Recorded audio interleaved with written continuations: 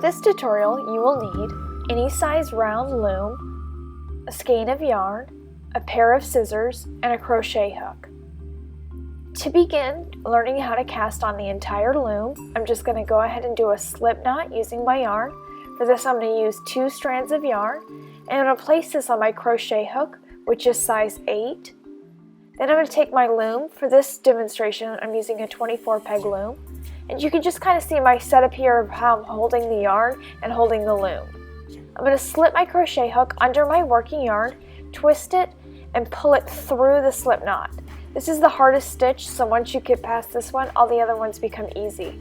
I'm just going to do that again. I'm going to place my crochet hook under my working yarn, rotate it around, and pull it through the loop.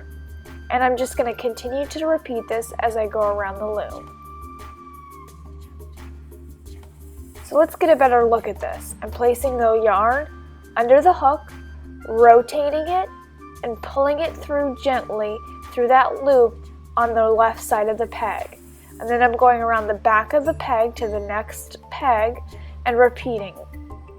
So I'm just going to continue this technique around the loom. Sometimes it takes me a couple times if I lose one of the strands of yarn. It definitely is easier to work with 1 strand of yarn versus 2 strands of yarn, but because this yarn is a little bit thinner, I need to use 2. So now I'm just getting to the last loops here, and you can see I just dropped my yarn, so you can just pick it right back up and keep going.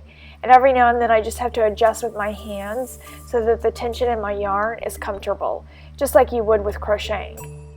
So here I'm doing the third to last one, and I just dropped a loop, so I'm just going to pick it up. Now I'm doing the second to last one, and I'm just going to pull it through there.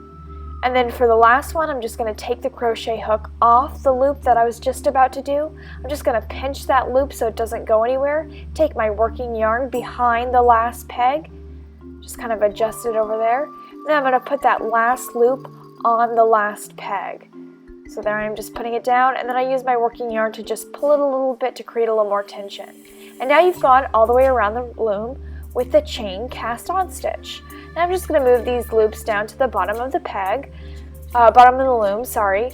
And for this particular pattern, the next row required an E-wrap stitch, so I'm just beginning that E-wrap, and you can see you can just carry on with your pattern.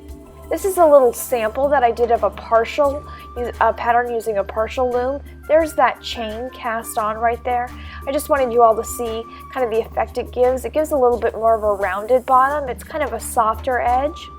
So here, if you have a pattern that requires a partial loom, like 5 or 6 pegs, you're just going to do a little bit of a different process. You're going to start with your slip knot, which is what I'm doing there. Then I'm just putting it on my crochet hook, size 8, just like I used for the other tutorial. And I'm just going to go ahead and get comfortable here by setting up my crochet hook, yarn, and loom. Then I'm going to repeat the same process. I'm still going to bring that loom through that loop by the crochet hook and the slip knot. Once again, that first one that you do with the slip knot is really hard, and then after you get past it, it gets so much easier. This particular pattern called for 6 pegs, so I'm just going to go ahead and cast on 5. And then 5 pegs. So I'm going to go ahead and cast on 4. So I've casted on 4, and then for the 5th peg, I just once again took my crochet hook off of the yarn and put it on the loom.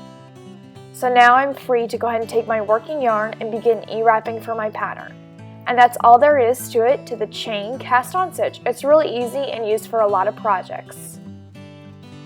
Thank you all so much for watching. I hope you enjoyed this simple tutorial.